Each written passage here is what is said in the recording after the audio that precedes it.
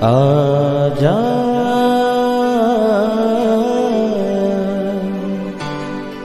प्रभु यीशु के दर आजा, जीवन मिलेगा तुझे। आजा आजा प्रभु यीशु के दर आजा, जीवन मिलेगा तुझे। आजा आजा आजा आजा।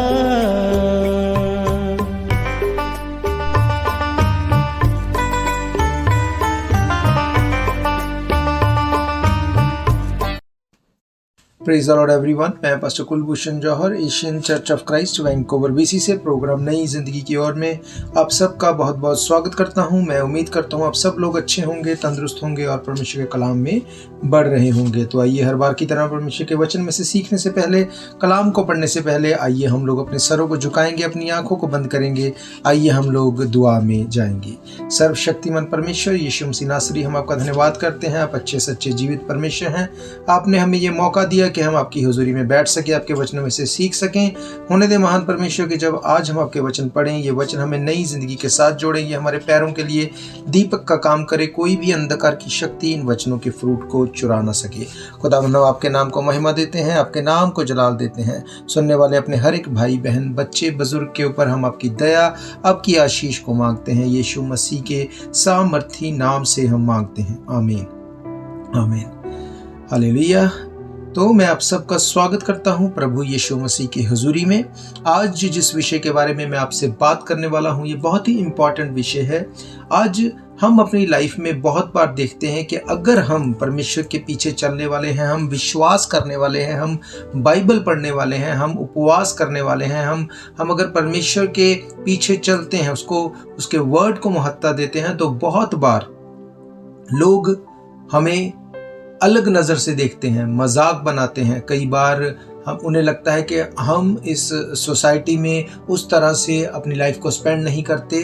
शायद वो एक अलग नज़रिए से देखते हैं, शायद वो हमें सुनना पसंद नहीं करते, शायद हमारे साथ टाइम स्पेंड करना पसंद नहीं करते। उनको लगता है हमारी लाइफ बोरिंग है, हम लोग उनकी तरह लाइफ स्पेंड नहीं करते।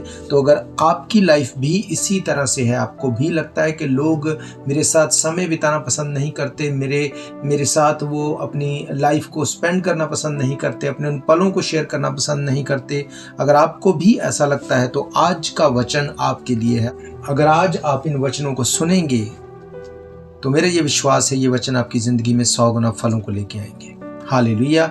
हम लोग देखेंगे बाइबल में से कि कौन कौन से ऐसे लोग थे जिन्होंने इस सोसाइटी में रह के उस तरह से अपनी लाइफ को स्पेंड नहीं किया, अपनी लाइफ को अलगताई में रखा। भले ही शायद उस टाइम लोगों ने उनको ना सुना हो, शायद लोगों ने उनको इग्नोर किया हो, पर एक टाइम आया जब वही लोग उस वक्त उनके साथ टाइम स्पेंड करना चाहते थे, उनसे सुनना चाहते थे, उनसे बोलना चाहते थे। कैसे ये हुआ? क्या उनकी लाइफ बोरिंग ही रही? हम लोग देखेंगे परमेश्वर के कलाम में से निर्गमन की किताब 3 अध्याय और उसके पहले वचन से मैं आपके लिए पढ़ूंगा। लिखा है, मूसा अपने ससुर यित्रो नामक मिद्यान के याजक की भेड़ बकरियों को चराता था। वे उन्हें जंगल की पश्चिम और हेरोब नामक परमेश्वर के पर्वत के पास ले गया और परमेश्वर के दूत ने एक कटीली झाड़ी के बीच आग की लौ में उसको दर्शन दिया और उसने दृष्टि उठाकर देखा कि झाड़ी जल रही है पर भस्म नहीं होती। तब मूसा ने कहा, मैं उधर जाकर इस बड़े आश्चर्य को देखूंगा कि वे झाड़ी क्यों नहीं जल जाती। तब यहोवा ने ये देखा कि मूसा देखने को मुड़ा चला आता है। तब परमेश्वर ने झाड़ी के बीच से उसको पुकारा, हे मूसा, हे मूसा। मूसा ने कहा, क्या आज्ञा है? उसने कहा, इधर पास मत आ और अपने पांव से जूतियां उतार दे, क्योंकि जिस पर तू खड़ा है वो पवित्र भूमि है। हालेलुया। बाइबल बताती है मूसा 40 वर्ष का था जब वो मिस्र में से अपने ही एक जाति भाई को बचाने के लिए, जब उसने एक मिस्री को हिट किया, वो मर गया, वो वहां से भाग के मिद्यान देश में आ गया। बाइबल बताती है मिद्यान देश में वो 40 साल तक भेड़ बकरी को चराता रहा। बाइबल बताती है कि उसकी कोई बहुत बड़ी सोसाइटी नहीं थी, उसकी संगति कुछ बहुत ऐसे लोगों के साथ नहीं थी। वो अकेला एक तरह से रहता था, भेड़ बकरियों को चराता था, दुनिया से बिल्कुल कट ऑफ था। बाइबल बताती है कि वो इतना ज्यादा लोगों से अलग हो गया था कि वो बोलना भी अच्छे से भूल गया था। वो हकलाने लगा था। वो उस तरह से जैसे भेड़ें बोलती हैं, वो उन्हीं की तरह से वो बोलने में भी उसी तरह से हो गया था। क्यों? क्योंकि उसकी संगति उन्हीं के साथ रहती है उस वक्त में।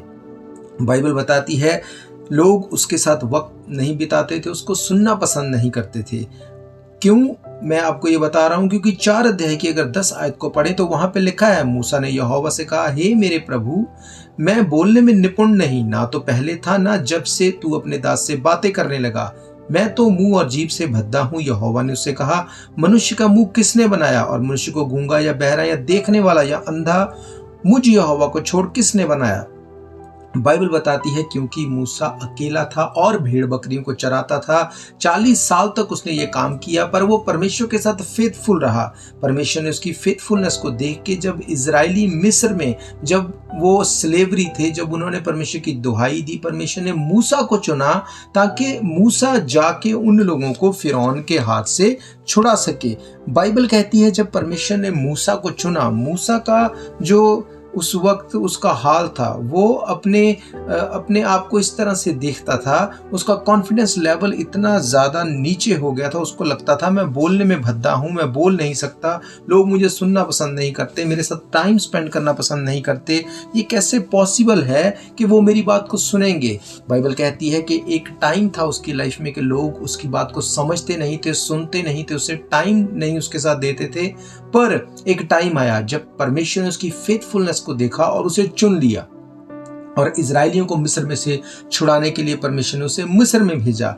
बाइबल कहती है जब मूसा परमेश्वर के सामने रह के बातें करता था, परमेश्वर ने मूसा को 10 आज्ञाएं दी, 10 कमांडमेंट्स दी कि जा तू ये आज्ञाएं लोगों को जाके बता। वही लोग जो मूसा की सुनना पसंद नहीं करते थे, वो लोग मूसा के आगे खड़े होते थे कि तू मूसा परमेश्वर के पास जा और जो परमेश्वर कहे हमें तू वो आगे बता, ताकि हम उसके अकॉर्डिंग कर सकें। ऐसा क्यों? निर्गमन की किताब 20 अध्याय उसके 18 आयत में लिखा, सब लोग गर्जन और बिजली और नरसिंह के शब्द को सुनते धुआं उठते हुए पवित्र पर्वत को देखते रहे और देख के कांप कर दूर खड़े हो गए, और वे मूसा से कहने लगे, तू ही हमसे बातें कर, तब तो हम सुन सकेंगे, परंतु परमेश्वर हमसे बातें ना करे, ऐसा ना हो कि हम लोग मर जाएं।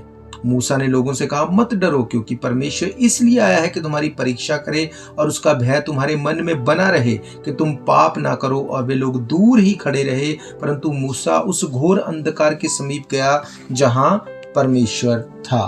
हालेलुया। मेरे प्रियो, एक समय था जब मूसा अकेला परमेश्वर के साथ वक्त बिताता था। एक समय था जब उसका सब सोसाइटी से कट ऑफ हो चुका था, लोग उसके साथ बात नहीं करते थे, उसके साथ टाइम स्पेंड नहीं करते थे।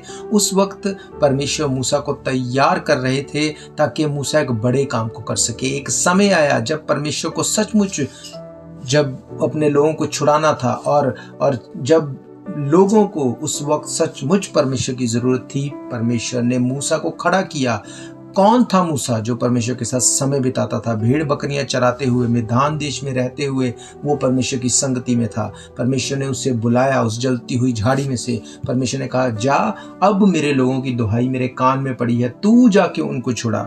बाइबल कहती वो लोग जो मूसा की सुनना पसंद नहीं करते थे, उससे बात करना पसंद नहीं करते थे, अब वही लोग मूसा के आगे खड़े रहते थे कि मूसा तू जा और तू परमेश्वर से बात कर, और परमेश्वर जो कहता है हमें बता। हम उसकी सुन नहीं सकते, हम उसकी आवाज को बियर नहीं कर सकते। कैसे मूसा ये कर पाया? क्योंकि मूसा ये ओवरनाइट नहीं करके आया, वो 40 साल परमेश्वर की संगति में रहा। मेरे प्रियो, आज अगर आप परमेश्वर के पीछे चलते हैं, हो सकता है लोग आपका मजाक उड़ाएं, हो सकता है लोगों को लगे कि ये सही नहीं, ये लोग नॉर्मल नहीं, कैसे ये हर आम आदमी की तरह, कैसे ये सोसाइटी में इन्वॉल्व नहीं होते, ये लोग समथिंग डिफरेंट है। पर मैं आपको बताना चाहता हूँ, अगर आप परमेश्वर के पीछे चलते रहेंगे, आपकी लाइफ बोरिंग नहीं होगी। वो आपको चुन लेगा और एक बड़े काम को करने के लिए आपको अगुवाई करने वाला होगा परमेश्वर। हालेलुया। बाइबल कहती है वो मूसा के आगे खड़े रहते थे कि मूसा तू हमें बता कि हम क्या करें। मूसा वो व्यक्ति था जिसको बोलना भी भूल गया था। मूसा वो व्यक्ति था जिसकी वो बात सुनना पसंद नहीं करते थे। पर परमेश्वर ने जब मूसा को चुन लिया तो वो उसके सामने खड़े रहते थे कि मूसा तू ही वो व्यक्ति है जो परमेश्वर से बात को सुनेगा, हमें बताएगा और हम उसके अकॉर्डिंग करेंगे और हम बच जाएंगे। हालेलुया। मेरे प्रियो, आपके आसपास के लोग शायद इस वक्त आपका मजाक बनाते होंगे कि ये क्या लाइफ को जी रहे हैं, हमेशा बाइबल पढ़ना, प्रार्थना करना, लोग और चीज़ों में लोगों के साथ इन्वॉल्व ना होना, कैसी इनकी लाइफ है। पर एक समय आएगा मेरे प्रियो, जब वही लोग आपके पास आके आपको पूछेंगे कि बताओ कि परमेश्वर हमसे क्या चाहता है। ये होगा, मैं आपको सच कहता हूँ, ये होगा जब आप क्विट नहीं करेंगे और आप लगातार परमेश्वर की हुजूरी में बने रहेंगे। कोई मायने नहीं करता आपकी प्रेयर का आंसर हो या ना हो। बाइबल कहती है मूसा की प्रार्थना का उत्तर 40 साल बाद परमेश्वर ने दिया। मेरे प्रियो, बाइबल कहती है परमेश्वर कभी भूलता नहीं, कभी छोड़ता नहीं, कभी त्यागता नहीं। इज़राइल का परमेश्वर ना सोता है ना ही ऊँघता है। उसकी आंखें हमेशा धर्मियों पे लगी रहती हैं। नो मैटर व्हाट, आज आपके हालात क्या हैं, एक समय आने वाला है मेरे प्रियो जब आप परमेश्वर की आवाज़ को सुनेंगे और वो आपसे बात करेगा और आप लोगों की अगुवाई करने वाले होंगे। हालेलुया। इसके लिए आपको क्या करना है? आपको खड़े रहना है, आपको स्टैंड लेना है, आपको एक डिसीजन बनाना है। बाइबल बताती है दानियल के बारे में। दानियल वो व्यक्ति था जिसको जब उसकी एज छोटी थी उस वक्त में उसको बंदुआई में ले जाया गया राजा नबूकदनेस्सर के द्वारा। जब उसको बाकी लोगों के साथ उसको बंदुआ बना के ले गए, बाइबल बताती है उस टाइम उसको उन लोगों ने कहा कि जो मांस, जो मीट, जो चीज़ बाइबल मना करती है वो उनको खाने के लिए ऑफर की गई। अब ये चीज़ उस टाइम पे दानियल कर सकता था, वो लोगों के साथ इन्वॉल्व हो सकता था, जैसे लोग करते थे वैसे वो भी कर सकता था। पर उसको ये बात पता थी कि बाइबल में ये खाना खाने के लिए मना किया गया है। उसने अपने आप को अलग रखा। मैं आपके लिए पढ़ूंगा दानियल की किताब 1 अध्याय उसकी 8 आयत में से। यहाँ पे लिखा, परंतु दानियल ने अपने मन में ठान लिया कि वे राजा का भोजन खाकर और उसके पानी का दाखमधु पीकर अपवित्र ना होए। इसलिए उसने खोजों के प्रधान से विनती की कि उसे अपवित्र ना होना पड़े। परमेश्वर ने खोजे के प्रधान के मन में दानियल के प्रति कृपा और दया को भर दिया। खोजे के प्रधान ने दानियल से कहा, मैं अपने स्वामी राजा से डरता हूँ, क्योंकि तुम्हारा खाना पीना उसी ने ठहराया है। कहीं ऐसा ना हो कि वे तेरा मुंह तेरे संग के जवानों से उतरा हुआ और उदास देखे और तुम मेरा सिर राजा के सामने जोखिम में डालो। तब दानियल ने उस मुखिया से, जिसको खोजे के प्रधान ने दानियल, हनन्याह, मिशाएल और अर्ज्याह के ऊपर देखभाल करने के लिए नियुक्त किया था, कहा, मैं तुझसे विनती करता हूँ अपने दासों को 10 दिन तक जांच, हमारे खाने के लिए साग पात और पीने के लिए पानी ही दिया जाए। फिर 10 दिन के बाद हमारे मुंह और जो जवान राजा का भोजन खाते हैं उनके मुंह को देख, और जैसा तुझे देख पड़े उसी के अनुसार अपने दासों से व्यवहार करना। हालेलुया। बाइबल बताती है कि उस टाइम पे दानियल ने एक निर्णय लिया, दानियल ने एक स्टैंड लिया। दानियल ने कहा कि मैं वो नहीं करूंगा जो दूसरे लोग करते हैं। वो अलग ताई में गया। लोगों ने उसका मजाक उड़ाया होगा, लोगों ने बोला होगा ये कौन लोग हैं जो बंदुआई में आके, स्लेवरी में आके भी अपने आप को इस तरह से दिखाते हैं कि इनकी बात मान ली जाएगी। उनको लगता होगा कि ये अब राजा के अगेंस्ट गए हैं, इनको जेल खाने में डाल दिया जाएगा। यही वजह है मेरे प्रियो, हम लोग परमेश्वर के लिए स्टैंड नहीं लेते। क्यों? हम सर्कमस्टांसेस को देखते हैं, हमें लगता है कि जब सब ऐसा कर रहे हैं हमें भी यही करना है, हमें भी बस खाने पीने में लगे रहना है, हमें भी उन चीज़ों में इन्वॉल्व रहना है जो लोग करते हैं। आज लोग नशे में इन्वॉल्व हैं, आज लोग अडल्टरी में इन्वॉल्व हैं, आज लोग गलत चीज़ों में इन्वॉल्व हैं। क्यों? क्योंकि उनको लगता है कि बाकी भी ऐसा ही कर रहे हैं। अगर बाकी कर रहे हैं तो हमें भी करने में कोई प्रॉब्लम नहीं। मेरे प्रियो, ये डेविल का एक बहुत शातिर ट्रैप है, वो इसमें फंसाता है लोगों को। अगर आप और मैं अलगताई में नहीं रहेंगे, वो हमें भी इसमें इन्वॉल्व करेगा। पर मैं आपको बताना चाहता हूँ, अगर आप अलगताई में हैं, लोग भले ही आपको मजाक में लें, आपकी बात अब ना सुने, पर एक टाइम आएगा मेरे प्रियो, जब लोग आपको ढूंढ ढूंढ के आपके पास आएंगे और वो चाहेंगे कि आप एक बार उनके लिए प्रार्थना कर दो, आप एक बार उनके लिए परमेश्वर से बोल दो कि परमेश्वर की लाइफ में जो प्रॉब्लम्स है वो खत्म हो जाए। मेरे प्रियो, बाइबल कहती परमेश्वर जिसको चुन लेता है उसको अलग करता है, जिसको पुत्र बनाता है उसको कोड़े भी लगाता है। ये वो कोड़े हैं परमेश्वर के जो आज हमें फील होते हैं। कैसे? जब लोग हमें अलग रखते हैं, जब लोगों को लगता है कि ये हमारे साथ इन्वॉल्व नहीं होगा, हमको इंसल्ट फील होती है। वो कई बार ऐसे बातों को बोलते हैं जो हमें इंसल्ट फील कराती हैं। मेरे प्रियो, ये बात डैनियल को भी फील हुई होगी, उसको भी लगा होगा कि मैं हूँ तो बंधुआई में, हूँ तो एक गुलाम की तरह, पर यहाँ पे मैं कैसे अपना मुंह खोल के बोल दूँ कि मैं वो नहीं करूँगा जो मेरी बाइबल मना करती है करने को, मैं वो नहीं खाऊंगा जो भोजन बाइबल में मना किया गया। पर मेरे प्रियो, उसने एक निर्णय लिया, उसने अपने आप को अलगताई में रखा, उसने अपने आप को वो खाने के लिए नहीं दिया जो बाइबल मना करती है। और बाइबल बताती है जब उस प्रधान ने उनको साग पात और पानी दिया और बाकी लोगों को वो मीट और बाकी सब कुछ अच्छा भोजन देता रहा, जब वो दिन पूरे हुए, जब दानियेल ने कहा तू हमें परख, उसने देखा 10 दिन के बाद उनके मुंह राजा के भोजन खाने वाले सब जवानों से अधिक अच्छे और चिकने दिखाई पड़े। बाइबल कहती है तब वे मुखिया उनका भोजन और उनके पीने के लिए ठहराया हुआ दाख मधु दोनों छुड़ाकर उन्हें साग पात देने लगा। हालेलुया। मेरे प्रियो, ये कैसे पॉसिबल हुआ? ये इसलिए पॉसिबल हुआ क्योंकि दानियेल ने अपनी लाइफ में एक डिसीजन लिया, और वो लोग जो उसका मजाक बनाते थे, जिनको लगता था कि ये क्या बात कर रहे हैं, मैं आपको पढ़ाऊंगा 46 आयत से, 2 अध्याय की 46 आयत से। जब दानियेल और उसके साथियों ने ऐसा किया, परमेश्वर ने उनको फेवर दिया। और बाइबल बताती है नबूकदनेस्सर राजा को एक स्वप्न आया। उस स्वप्न में उसने एक मूर्ति को देखा जो कि अलग अलग धातुओं से बनी थी। वो अब ये चाहता था कि इस दर्शन का मुझे ना सिर्फ मेरे राज्य के जो ज्योतिषी हैं वो मुझे इसका हाल, इसका रिजल्ट बताएं, पर मुझे सपना क्या आया वो भी बताएं। बाइबल बताती है इस बात को वो ज्योतिषियों ने क्विट कर दिया कि हम नहीं बता सकते। अगर तुम सपना बताओगे तो दर्शन हम बता देंगे, पर अगर तुम सपना ही नहीं बताओगे हम दर्शन नहीं बता सकते। पर दानियेल के ऊपर परमेश्वर ने दया की, उसको फेवर दिया। दानियेल ने नबूकदनेस्सर को सपना भी बताया और उसका दर्शन भी बताया।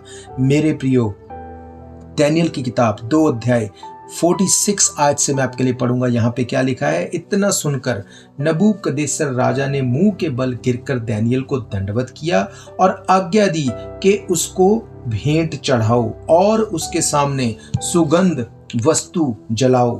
फिर राजा ने दानियेल से कहा, सच तो ये है कि तुम लोगों का परमेश्वर, सब ईश्वरों का ईश्वर, राजाओं का राजा और भेदों का खोलने वाला है, इसीलिए तू ये भेद प्रकट करने पाया है। तब राजा ने दानियेल का पद बड़ा किया और उसको बहुत से बड़े बड़े दान दिए और ये आज्ञा दी कि वे बेबीलोन के सारे प्रांत पर हाकिम और बेबीलोन के सब पंडितों पर मुख्य प्रधान बने। तब दानियेल के विनती करने से राजा ने शद्रक, मेशक और अबेदनगो को बेबीलोन के प्रांत के कार्यों के ऊपर नियुक्त कर दिया, परंतु दानियेल स्वयं राजा के दरबार में रहा करता था।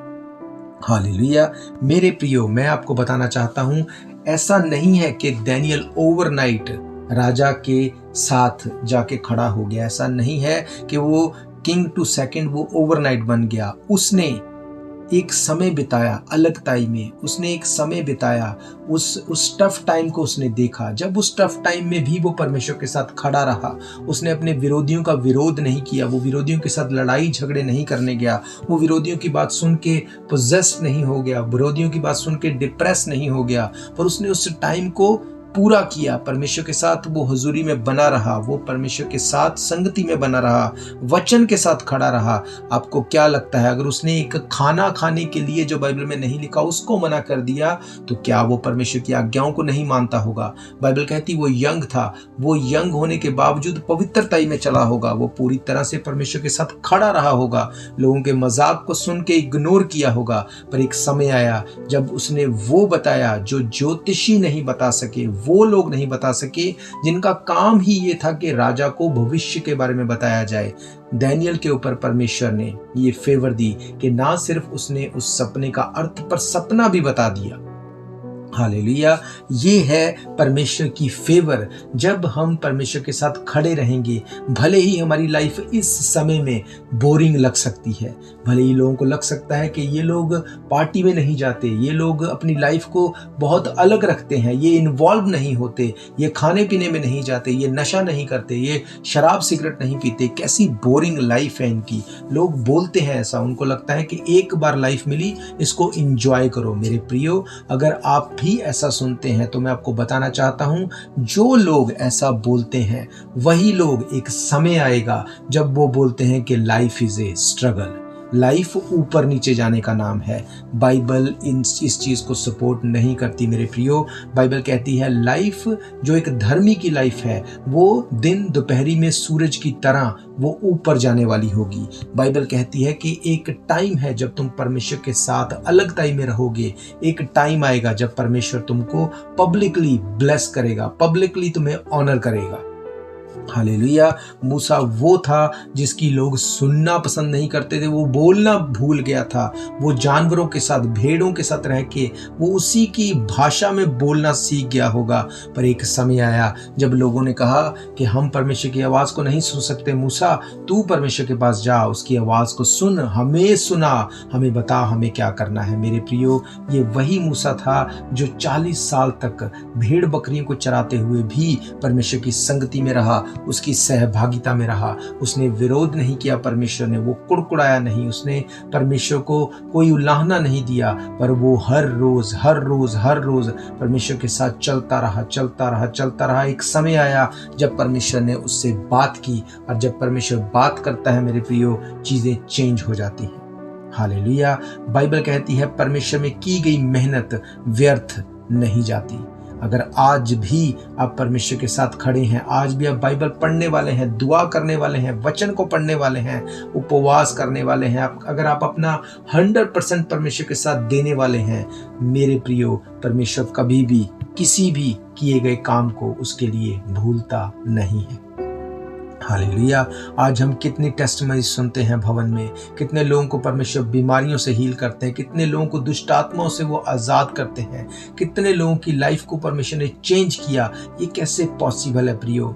मेरे प्रियो, जब परमेश्वर आपकी ओर है, बाइबल कहती है आपका विरोधी कोई हो नहीं सकता। बाइबल बताती है कि एक पेड़ जब वो फ्रूट लेके आता है उसको जोर नहीं लगाना पड़ता। कौन सा ऐसा पेड़ है जिसको आपने देखा हो कि उसको फ्रूट्स चाहिए और वो बहुत जोर लगा रहा है? ऐसा कोई पेड़ नहीं। मेरे प्रियो, बाइबल बताती है कि परमेश्वर एक किसान है, और यीशु मसीह ने कहा मैं दाखलता हूं, तुम लोग डालियां हो। अगर हम एज ए ब्रांचेस, अगर डालियां उसमें जुड़ी रहेंगी, हमें फ्रूट लेके आने के लिए जोर नहीं लगाना पड़ेगा। हमें लोगों से झगड़ने, लोगों से नफरत करने की ज़रूरत नहीं, उनसे गुस्सा करने की ज़रूरत नहीं। हम अपने काम को करते रहें। जब हम अपने काम को करते रहेंगे, एक टाइम आएगा मेरे प्रियो, लोग बताएंगे आपको, लोग पूछेंगे आपको कि क्या तू मेरे लिए प्रार्थना कर सकता है? जैसी तेरी लाइफ है, मैं ऐसी लाइफ को पाने के लिए क्या करूं मैं कि मेरी लाइफ भी ब्लेस हो जाए। मेरे प्रियो, आज ब्लेसिंग हर एक को चाहिए, पर परमेश्वर के साथ समय बिताना कोई नहीं चाहता। कोई नहीं चाहता कि एक रूम में बंद होके हम प्रार्थना करें, कोई नहीं चाहता हम आराधना करें, वचन में अपना टाइम दें। हम सब चाहते हैं एंटरटेनमेंट, हम सब चाहते हैं लाइफ इज ए फन, हम चाहते हैं लाइफ को हम इंजॉय करें। पर एक टाइम आता है जब लाइफ पे बैक करती है। अगर आप आत्मा से भरे होंगे, अगर आप प्रार्थना में भरे होंगे, अगर वचन आप में भरा होगा, शैतान आपके सामने खड़ा नहीं रह सकता। बाइबल कहती है शैतान सिर्फ लिखे हुए वचन के द्वारा ही आपकी लाइफ से भागता है। यही यीशु मसीह ने कहा जब वो यीशु मसीह की परीक्षा कर रहा था। यीशु मसीह ने कहा शैतान वचन में लिखा है। 3 बार परमेश्वर ने उसको 3 बार आंसर किया, वचन में लिखा है। कैसे वो कह पाया? क्योंकि वो वचन को पढ़ने वाला था, वो खुद वचन था, वो वचन को जानता था। मेरे प्रियो, मूसा वो था जो कि अपनी लाइफ को सोचता था खत्म हो गई लाइफ, डन हो गया सब कुछ। 40 साल मैंने बिता दिए भेड़ बकरियों को चराने में, 80 साल मेरी उम्र हो गई, मैं मरने पर हूँ। पर जब उसने इस बात को सोचा कि अब सब कुछ खत्म हो गया, परमेश्वर ने कहा अभी तेरी जिंदगी शुरू हुई है। परमेश्वर ने उसको 80 साल पे उसको इस्तेमाल करना शुरू किया। और वो मूसा जिसको लोग सुनना पसंद नहीं करते थे, वो मूसा इजराइलियों को मिस्र में से छुड़ा ले आया और लोग उसके सामने खड़े रहते थे कि बता परमेश्वर क्या कहता है। वो दानियल जो उस समय पे उसने लोगों के साथ उस भोजन को खाना भी ज़रूरी नहीं समझा जो बाइबल में मना किया गया है, वो लोग जो उसका मजाक बनाते होंगे, वो लोग दानियल के सामने हाथ जोड़ के खड़े रहते होंगे कि दानियल बता हम तेरे लिए क्या करें। क्योंकि बाइबल बताती है कि वो दानियल, वो परमेश्वर का चुना हुआ दानियल स्वयं राजा के दरबार में रहा करता था। He was next to king. मेरे प्रियो, ब्लेसिंग हम सब लेना चाहते हैं, पर क्या हम परमेश्वर के साथ समय बिताना चाहते हैं? अगर आप परमेश्वर के साथ समय बिता रहे हैं, आपको डरने की कोई ज़रूरत नहीं, आपको चिंता करने की ज़रूरत नहीं। ये समय है जब आप परमेश्वर के लिए, परमेश्वर के साथ खड़े हैं। वो समय आएगा जब लोग आपके साथ खड़े होंगे और आपके लिए खड़े होंगे। हालेलुया। अगर आप परमेश्वर के साथ हैं तो परमेश्वर भी आपको कभी ना छोड़ेगा, कभी ना त्यागेगा। ये उसके वचन का वायदा है। हालेलुया। तो मेरा ये विश्वास है ये वचन आपकी ज़िंदगी में काम करेंगे। आप इन वचनों को फिर से सुन सकते हैं हमारे YouTube चैनल के ऊपर जाकर। आप अगर टीवी के माध्यम से, रेडियो के माध्यम से, सोशल मीडिया के माध्यम से आप हमें इन वचनों के द्वारा सुनना चाहते हैं, आप हमारे फेसबुक और YouTube चैनल पर जाके आप सारी इन्फॉर्मेशन को ले सकते हैं। अगर आपकी कोई भी प्रेयर रिक्वेस्ट है, कोई भी आपका क्वेश्चन है, कोई डाउट है, तब भी आप हमें कॉल कर सकते हैं, हमारे साथ कांटेक्ट कर सकते हैं। हम मिलकर आपके लिए दुआ करेंगे। आपकी ज़िंदगी सेम नहीं होगी, मेरा ये विश्वास है। अगर आप चाहते हैं, आपकी कोई भी प्रेयर रिक्वेस्ट है, कोई भी क्वेश्चन है, आप हमें कॉल करें। नंबर आप जानते हैं 7788922250। मेरे प्रियो, मैं आपको बताना चाहता हूँ परमेश्वर आपकी लाइफ को चेंज कर देंगे 1 सेकंड में। डू नॉट क्विट मत करो, उसके साथ बने रहो। और मैं आपको बताना चाहता हूँ अगर आप इन पर्सन चर्च में आके, परमेश्वर के भवन में आके मीटिंग को अटेंड करना चाहते हैं, हर इतवार दोपहर 1 बजे हम परमेश्वर के भवन में मिलते हैं। एड्रेस आप जानते हैं 660 east 51st Avenue, Vancouver, BC। Hallelujah. तो मेरा ये विश्वास है इन वचनों के साथ आप ब्लेस हैं और हम फिर मिलेंगे नेक्स्ट वीक परमेश्वर की हुजूरी में। तब तक के लिए आप सबको प्रेज द लॉर्ड, जय मसीह की। God bless you all. Thank you. ये मौका होगा आखिरी, तुझको बुला रहा है नासरी।